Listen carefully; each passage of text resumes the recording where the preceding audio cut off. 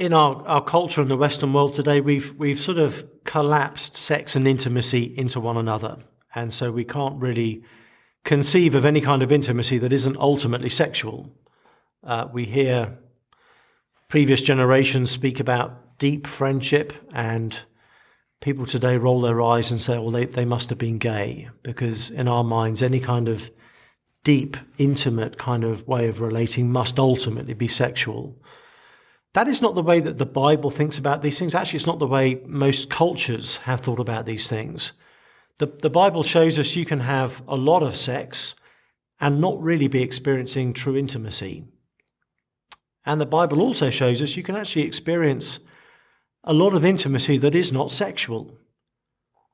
Sex is designed to express and deepen the intimacy between a husband and wife, but it can't in and of itself create intimacy. And the Bible shows us actually there are a range of ways in which we can experience non-sexual forms of real intimacy. The Bible has a very high view of friendship. We've kind of downgraded friendship in our own culture. We've turned friend from a noun into a verb. You give someone access to your Facebook page and that's a friend. But in the Bible, a friend is someone who knows your soul. It's someone who knows the inner you. It's someone who you say the secret things of your heart to.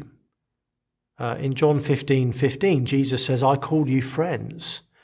I think he means something by that a bit more profound than you can have my contact details. He goes on to say, everything the Father has revealed to me, I have made known to you. Jesus has let us in. He spilled the beans. He's opened up his heart to us. And that is what the Bible means by friendship. And it is a wonderfully intimate gift. It is a way of being very deeply known and very deeply loved. And it's a resource that we have largely neglected in the Western world. We've downgraded friendship. We've decided that all of our intimacy needs are going to be met in a romantic or sexual relationship.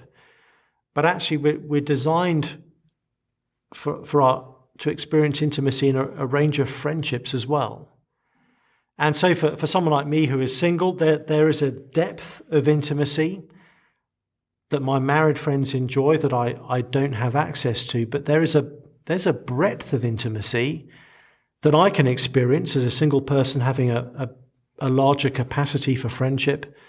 There's a breadth of intimacy that my married friends don't get to enjoy themselves. So marriage is not the only answer to the observation in Genesis that it's not good for us to be alone. The Bible speaks of friendship. The church is meant to be a place of friendship. It's meant to be a place that feels familial, that feels deeply relational, where we are known, where we are received and loved and embraced.